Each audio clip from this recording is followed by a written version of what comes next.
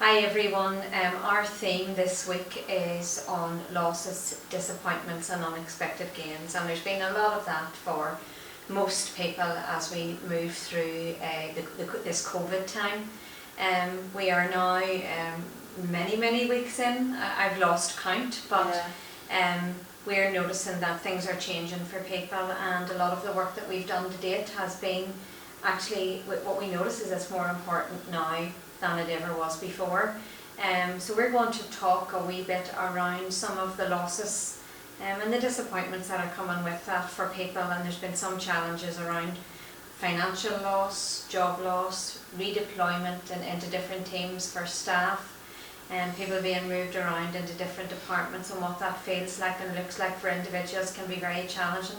It can feel like a loss of that comfortable place to work and that team that you worked in, and what that might have felt like, that the safety and the support that we get, that we don't even really talk about much because we take it for granted, I think, and I certainly do myself.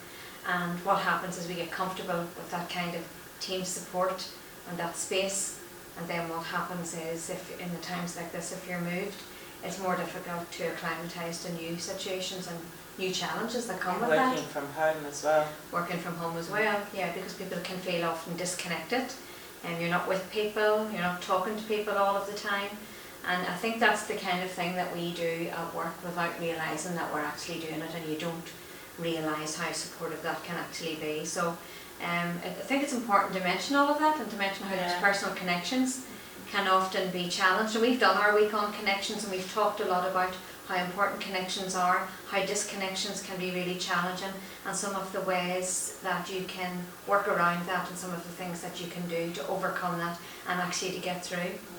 A lot of the work that we've done to date has been on connections, getting through the day, daily maintenance in relation to getting through the day, taking a day at a time, and really having hope and managing the anxiety and the worry and the concerns that come up in the midst of all of that.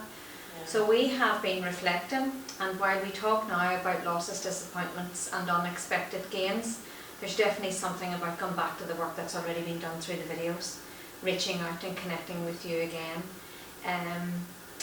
There's also a big issue around bereavement in this topic for losses and disappointments, but that's going to come up on a separate week, on a separate topic for everyone, because it's too important not to give it its own time. And there's been a lot of really good work done in relation to supporting people to get through. So, and there are some experts who are going to be doing some of the videos and some conversations around that, so we leave that piece to them because it's very specific.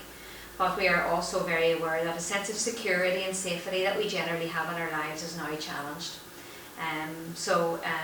Having acknowledged all that and referring to the work that's already been done, I think it might be useful for us to talk a wee bit about lived and personal experience in relation to that, Lisa, if that would work, Because I think with this whole idea of loss, and as you said, the bereavement part is separate because it is such an important and specialised area.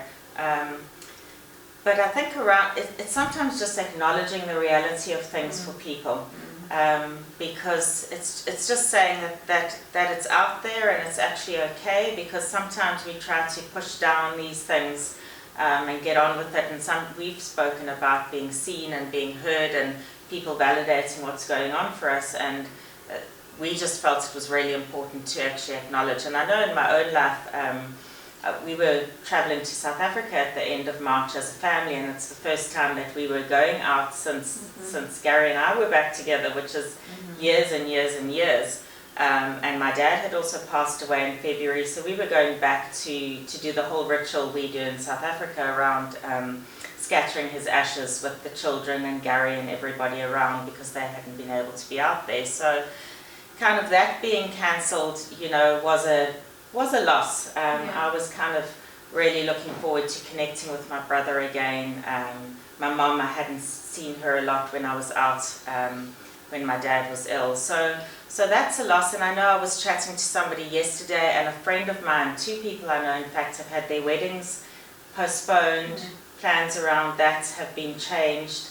I know even for some people with kids' birthdays, my daughter was actually talking about her 18th birthday, and my head was going up, we've got so much to be grateful for, this and that and the next thing. But in fact, these things are almost rites of passage and rituals and things which we don't really acknowledge in this day and age, I think are so important and integral to our lives. And I was thinking, well, that is a big thing for people going through that, kids in school who perhaps can't be writing their exams. There are a lot of losses, you know, in terms of those things we don't really think about. I know in my own situation, my husband had resigned from his work and was starting a new job, and that now has not materialized with the current situation. And there's anxieties around that. So we're already in a situation that's very changeable and uncertain. And there are a lot of people out there who are dealing with job losses and just the worry, I suppose, that comes with that. And maybe if one person is going to work, if you've got people working in the health service, wherever, having to get up, show up for your job, go home, you know, worrying about bills and things like that.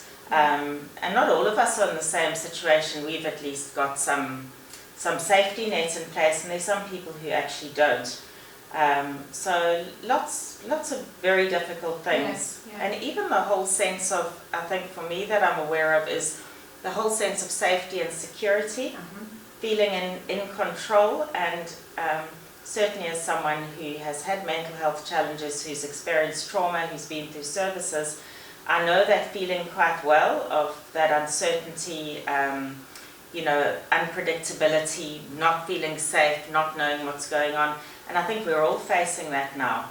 And that's kind of a loss as well, of just being able to do what we used to do.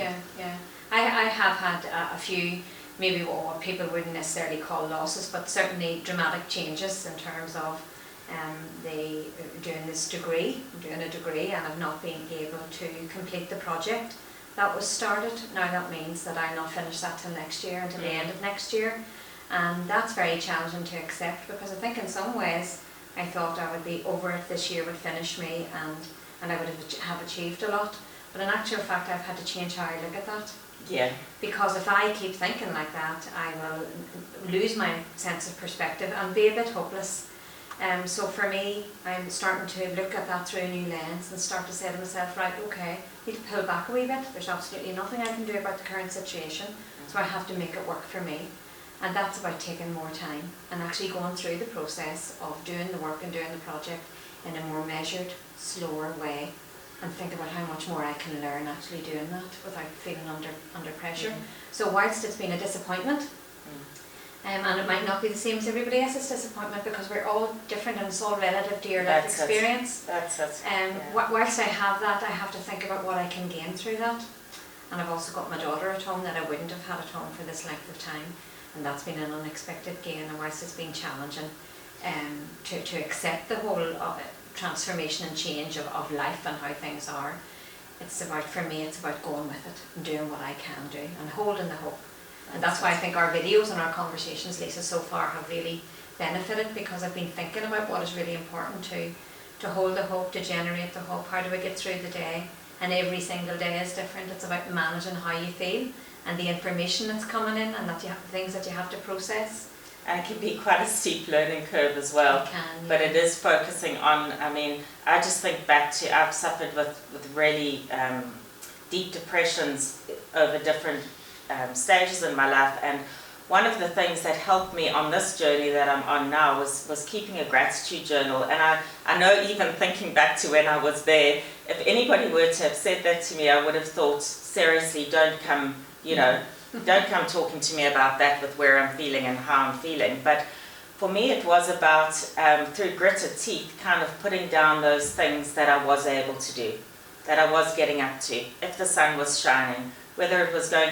And that has kind of built that, it's become one of my core wellness tools, because these things that are going on for all of us, I know for me where that can take me to in my head. As you're saying, you can get caught up in that, and it's important to acknowledge it, but you also don't want to get stuck there, because it impacts and it changes day to day. But it's looking at what am I doing in my day that is helping me still get up, get through, building hope. What are the things in my life that are good? Looking at the gains that have come from this. So it's kind of, for me, it's about trying to find the balance and realizing that there are always things that we can do, and reaching out and support is sometimes part of what we need to do when we are feeling. Yeah, And I think that's very important. It's about, for me, looking inside at what you can do, being realistic and being practical, and using the expertise and skills that I have in my life, that I will have learned from others around me, for my own self. And that's my the internal support system and coping mechanisms, and then reaching out and looking out to what others can help me with, and what other expertise and skills is accessible and usable out there to help us get through these challenging times and more difficult relationships and difficulties within our lives as well.